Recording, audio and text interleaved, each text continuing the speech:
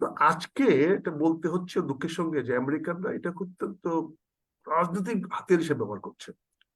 তারা কোনো রাষ্ট্রের সঙ্গে তাদের কোনো মিল না থাকলেই তারা এই হিউম্যান রাইটস রিপোর্ট গুলাকে এমন ভাবে ফাঁপিয়ে ফুলিয়ে প্রকাশ করে যে একটা সরকারের উপর একটা অহেতুক চাপ সৃষ্টি করার জন্য এবং সাধারণ মানুষকে এক ধরনের উস্কে দেওয়ার জন্য যে তোমার সরকার অমানবিক কাজ করছে, এটা আমরা আমাদের নজরে আসছে, কাজে তোমরা একটু হইচই করো, আমরা তোমাদেরকে যতটুকু সমর্থন করার করব।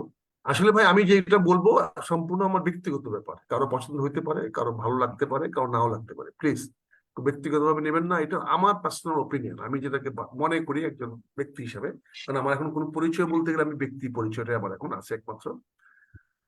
হ্যাঁ, আমেরিকানরা তাদের ফরেন পলিসি অনুযায়ী বিভিন্ন দেশের অনেক রিপোর্ট, তারা তথ্যগুলো নিয়ে তারা হিউম্যান রাইটস রিপোর্ট নামে একটা রিপোর্ট প্রতিবেদন করে। আপনি জানেন জাতিসংঘের একটা হিউম্যান রাইটস এর একটা অংশ আছে যারা এটা নিয়ে পর্যালোচনা করে, যেখানে বলা হয়েছে বিশেষ করে কথাগুলো আসছে প্রথম বিশ্বযুদ্ধ, দ্বিতীয় বিশ্বযুদ্ধ পরে, যখন এই হলোকাস্ট বা এই ধরনের বিভিন্ন হত্যাগুলো হয়েছে, ইহুদি নিধন হয়েছে, বিভিন্ন জায়গায় মানুষকে এরকম এথনিক্যাল মানে মানে মানে কি বলে বিভিন্ন ক্লিনজিং। অল্প সংখ্যক বা মানুষদেরকে একদম ধ্বংস করে দেওয়ার জন্য যে প্রোগ্রাম গুলো ছিল বিশ্বের বিভিন্ন অনেক আগ্রাসী রাষ্ট্রগুলো, এথনিসিটি সে সমস্ত কাস্ট। হুম। কাজটা এগুলো প্রতিহত করার জন্য হয়েছিল। তো আজকে এটা বলতে হচ্ছে দুঃখের সঙ্গে যে আমেরিকানরা এটা অত্যন্ত রাজনৈতিক হাতিয়ার হিসেবে ব্যবহার করছে।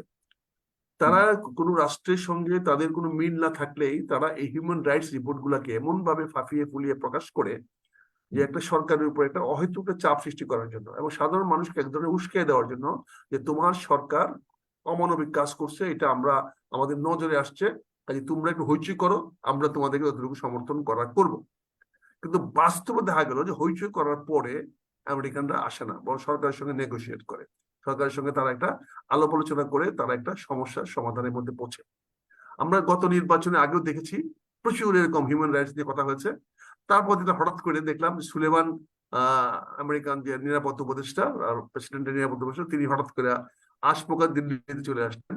এসে কেউ জানতো না এবং এটা কোনো প্রেসও আসে নাই।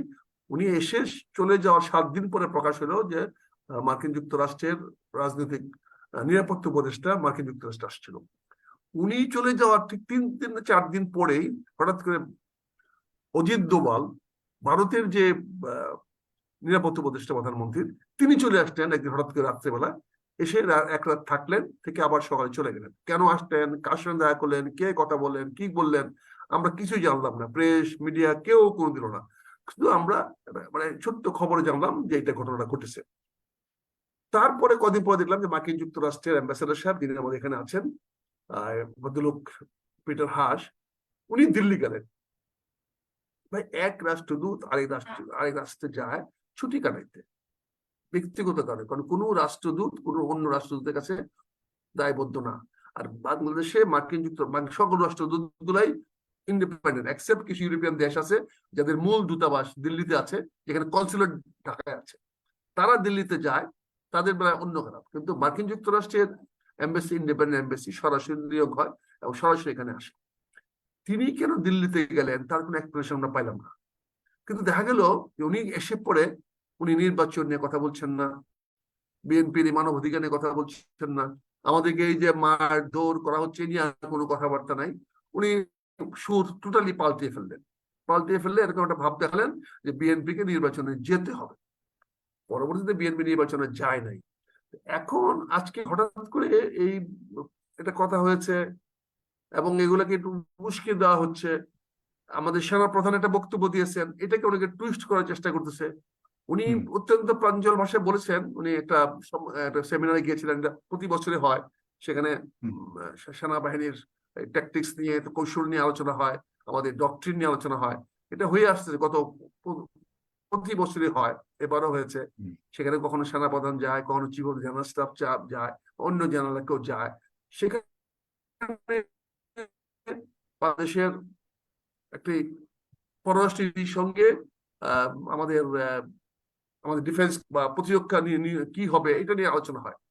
সেখানে তিনি ঘুরে ফিরে বললেন যে আমরা মায়ানমারের সমস্যা সমাধান করতে গিয়ে আমরা কোনো চক্করে পড়ে যেতে চাই না, মায়ানমারের সমাধান করতে গিয়ে যদি আমরা আরো বহু রাষ্ট্রের সমস্যার মধ্যে পড়ে যাই, তাহলে বাংলাদেশের পক্ষে সেটা ঠিক হবে না। এ কথাটা অত্যন্ত সুন্দর যে বলেছেন। কথাটা উনি সবচেয়ে বেশি বলতে চাচ্ছেন এটাই যে আকর্ষণ করেছে সেটি হলো যে কোনো এক দেশের মন রক্ষার্থে আরেক দেশের শত্রু হতে চায় না, সেই জায়গাটাই সবচেয়ে বেশি শিরোনাম হয়েছে। যদি মনে যদি এটি কোনো এক দেশে বলতে গিয়ে উনি হয়তো মিন করেছেন ভারতকে, হয়তো ধরে নিলাম। ভারত একটা বড় রাষ্ট্র, ভারত তার বর্ডারের সঙ্গে সবচেয়ে বেশি আছে, সে সেখানে সেটাকে মিন করেছে হয়তো, যে আমি চাই না যে জি মায়ানমারের সঙ্গে ইন্ডিভিজুয়ালি আমি একা একা একটা সংঘাতে জড়াইয়া আমি আমার বড় রাষ্ট্র বা বড় বন্ধু কারোর বিরাগ পাচন হই। আর যদি সেটা টোটাল ডক্ট্রিনের মধ্যে আসে, টোটাল স্ট্র্যাটেজিক প্ল্যানের মধ্যে আসে, যদি মনে করে যে না, মায়ানমার নীতিটা আমরা সাউথ ইন্ডিয়ার একটা পার্সপেক্টিভ দিচ্ছি বা ইন্দো প্যাসিফিক করিডোর পার্সপেক্টিভ দিচ্ছি, তাহলে সেখানে আমেরিকান আসবে, সেখানে চায়না আসবে, সেখানে অস্ট্রেলিয়া আসবে, জাপান আসবে, সেখানে আমরা স্বাভাবিকভাবে ইন্ডিয়া তো আসবেই।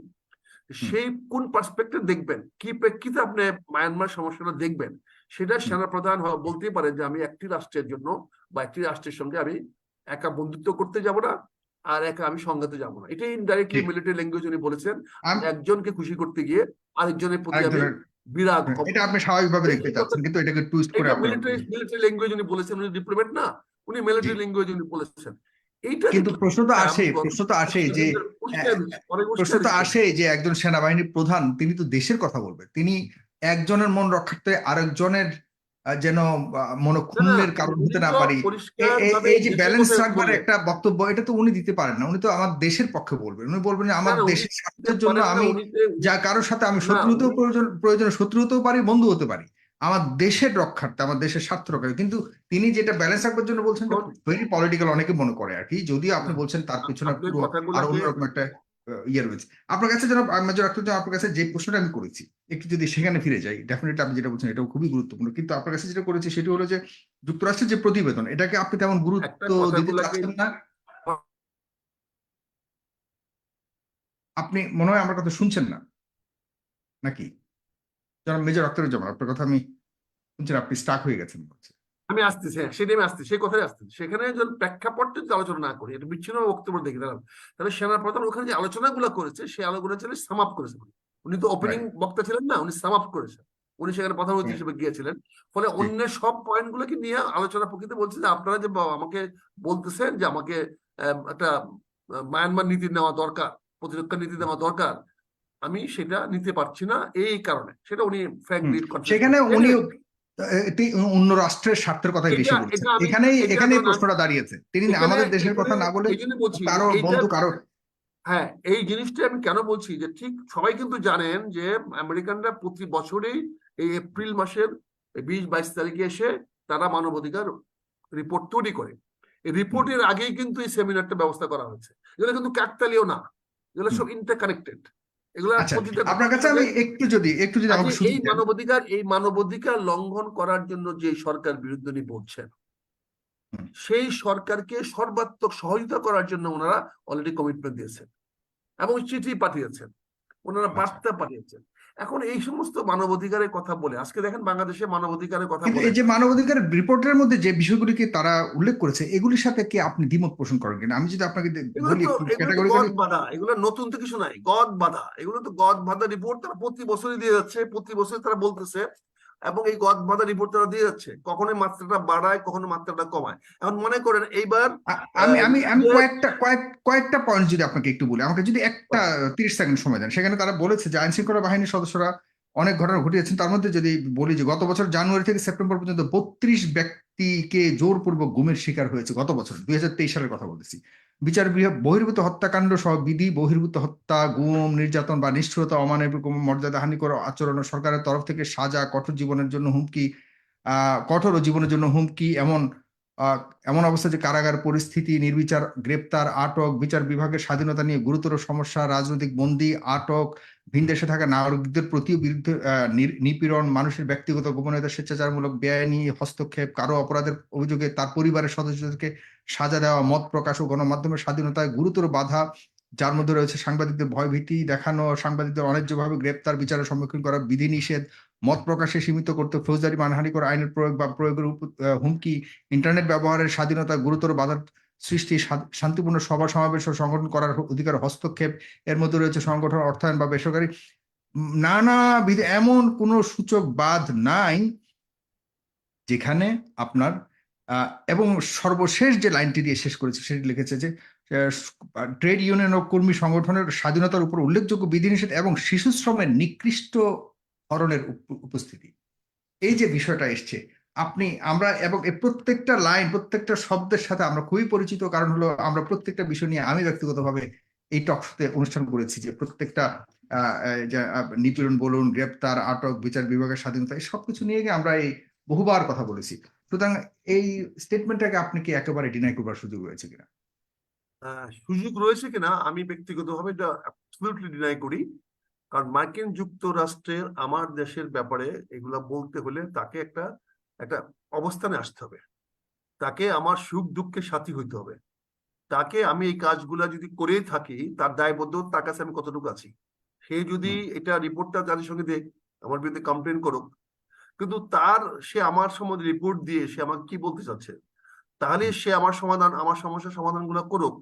এইগুলা ঘটনা কোথায় ঘটছে, কবে ঘটছে, কি মামলা হয়েছে, ওনারা বসুক, আসুক, ওনারা একটা কমিশন পাঠাক, এরা এখানে বসুক, এর একটা আলোচনা করুক, একটা রিপোর্ট দিয়ে দিলেন, সেই রিপোর্টটা কিছু লোক পড়তেছে, কিছু শিক্ষিত মানুষ পড়তেছে, পড়ে নিয়ে এটা একটা আলোচনা সব কিছু করতেছে।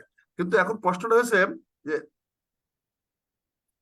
আমেরিকানরা এরকম রিপোর্ট দিয়ে পরবর্তী ধাপটা কি দেখেছে, আমাদের গত 50 বছর অভিজ্ঞতা আমরা কি দেখেছি, তারা এগুলো একটা ধাপ দিয়ে তারা আমাদের সঙ্গে একটা বার্গেনিং এসে, বার্গেনিং এসে তারা তাদের ফায়দাগুলো লুটে নিয়ে যায়।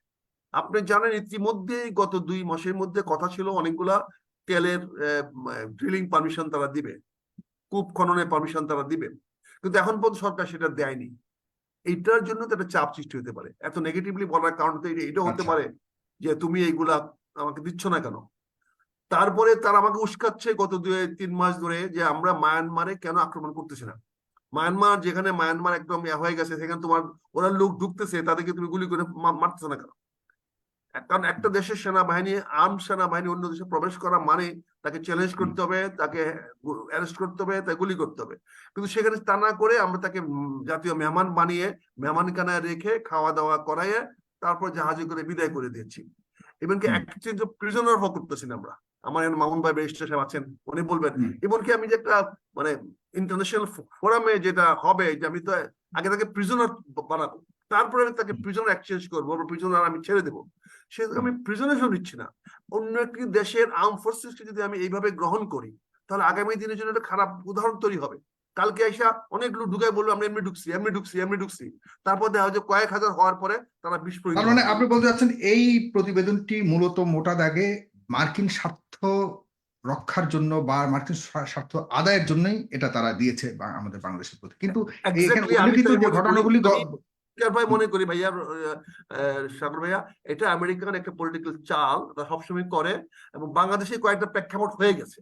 প্রেক্ষাপট হওয়ার পর রিপোর্টটা দেওয়াতে আমি মনে করি যেহেতু বাংলাদেশ সরকার তাদের সঙ্গে ঐক্যমতে যায় নাই, কথা পৌঁছে নাই, এবং তারা এই ব্যাপারে বিএনপিও কোনো একটা রেফারেন্স দেয় নাই, বিএনপির কোনো, তারা আজ পর্যন্ত বলে না খালেদা জিয়া কেন কেন চিকিৎসা করে দিচ্ছে। ঠিক আছে, এই কথাটা একটু যদি শেষ করি, তার মানে তাদের স্বার্থ আদায়ের জন্য তারা এটা করবে 100%। কিন্তু এই যে উল্লেখিত যে বিষয়গুলি আছে, এগুলির সাথে এগুলির বাস্তবতা আপনি দেখেন না, বা আপনি এটা নিয়ে তাদের সাথে কথা বলতে চান না। এইগুলো বাস্তবতা একটা রাষ্ট্রে থাকতেই পারে, এটা আমার মতো তৃতীয় বিশ্বের দেশে থাকবেই, যেখানে গণতন্ত্র নাই, যেখানে নিয়মতন্ত্র নাই, যেখানে আইনের শাসন নাই, যেখানে আপনি মামুন ভাই তো এগ্রি করবেন, সবসময় বলবেন, যেখানে কোনো নিয়ম নীতি মানা হয় না, যে রাষ্ট্রে কোনো প্রধান বিচারপতির কোনো নিরপেক্ষতা নাই, যেখানে বিচার ব্যবস্থা নাই, যেখানে কেউ জানে না, সেখানে এই ধরনের হতেই পারে, এটা অসম্ভব কিছু না, এই হতেই পারে। এই পর্যায়ে এসে আজকে আবার ওবায়দুল কাদের সাহেব বলেছেন যে দেশ এবং বিদেশে এই সরকারকে হটানোর জন্য চেষ্টা চালানো হচ্ছে, এখনো পর্যন্ত চলমান। তার এই ভীতিটার কারণ কি এখানে বলে শেষ করবেন? এটা স্বাভাবিক, কারণ যেহেতু মার্কিন যুক্তরাষ্ট্রের মতো রাষ্ট্র যখন এদের হুমকি দেয়, তখন তো তারা সেটা বলবেই। তারপরে যখন তারা সেনাবাহিনীর বক্তব্যকে উস্কে দেওয়া হয়, এবং যখন এইভাবে কথাবার্তা বলা হয়, তখন তো মনে হচ্ছে যে ডাল মে কুছ কালা হয়, এবং ঘরপোড়া গরু সিঁদুরে মেঘ দেখলে ভয় পায়। অতীতে আমরা তাই দেখেছি। কাজে আওয়ামী লীগ ভয় পাওয়ার কথা, কারণ আওয়ামী লীগ দেখেছে যখন ঘুমিয়েছিল তখন তারা ঘুম ভাঙছে বিভীষিকা দিয়ে, তারা এবার ঘুমাতে চায় না, এবং তারা ঘুমানো উচিত না। তারা সাবধান থাকা উচিত, এবং তারা যেখানেই বাধা আসবে বলে মনে করে কাদের সেটাকে কাদের ভয় নিশ্চিহ্ন বলছে, করে, মানে কারা কারা করছে বলে মনে করছেন? যারাই করুক, আমি মনে করি যে সরকার যদি তার কন্টিনিউ রাখতে চায়, তার ক্ষমতা ধরে রাখতে চায়, তাহলে হুম, এই আলোচনা বক্তৃতা দেওয়া হবে না। যেখানে যাকেই মনে করবে যে সে সরকার হটানোর জন্য ষড়যন্ত্র করছে, তাকে তাৎক্ষণিকভাবে এলিমিনেট করতে হবে। সেটা আমি হই, আমার অধিকার আছে তাকে সরকার এলিমিনেট করার, সরকার অধিকার আছে আমাকে এলিমিনেট করার। কাজে এখানে কিন্তু কোনো মানুষের অধিকার আছে কিনা সরকার ঘটানোর? সরকার ঘটানোর অধিকার তো আমার সাংগঠনিক অধিকার, আমার সাংবিধানিক অধিকার। হুম। আমি তো সরকারকে অধিকার মানি যদি না, হয় তাহলে এটা আমার সরকার সাংবিধানিক এলিমিনেট কেন অধিকার। করবে? আমি বাট সেটা এলিমিনেট করবো আমি ষড়যন্ত্র করলে। আমি আচ্ছা, জনগণের ডাক দিব, সরকার মানি আচ্ছা, না। আমি ষড়যন্ত্রের কথা নির্বাচনে বলছেন। যাব, আমি নির্বাচনে গিয়ে আমি আসবো, আমি আন্দোলন করব, মিছিল করব, জনসভা করব, কিন্তু আমি হুম, ঘরে বসে ষড়যন্ত্র করব না। যদি ষড়যন্ত্র করি কাশিমবাজার কুড়িতে বসি, তাহলে সেই উদ্যোগ যদি সেদিন আমাদেরকে ওদিকে মেরে ফেলতো, তাহলে বাংলার প্রবাসীরা স্পষ্ট। প্রান্তরে যুদ্ধে পরাজয় হইতো না। কাজে এখন যদি আমরা ঘরে বসে ষড়যন্ত্র করি, আমি মনে করি আওয়ামী লীগ সরকার হবে ওটাকে ধ্বংস করে ফেলা, যে কোনো মূল্যে হবে। ওটাকে ক্র্যাশ করে ফেলা। না হলে ওই লর্ড ক্লাইভ যেমন সাহেব লর্ড হয়েছেন, ইস্ট হুম, ইন্ডিয়া কোম্পানি যেমন টিপু সুলতান হেরেছে, ষড়যন্ত্রকারীদের কাছে, এরকম এই সরকার হেরে যাবে। এই একদম সরকার স্পষ্ট। হেরে গেলে আমি খুশি হব, এই সরকার হেরে গেলে আমি খুশি হব, কিন্তু বিকল্প সরকার যেটা আসবে সেটা আমার কাছে মনে হয় আরো বিভীষিকাময়। আমি সেটা পছন্দ করছি না বলেই এই সরকার বেটার দেন ওয়াস্ট।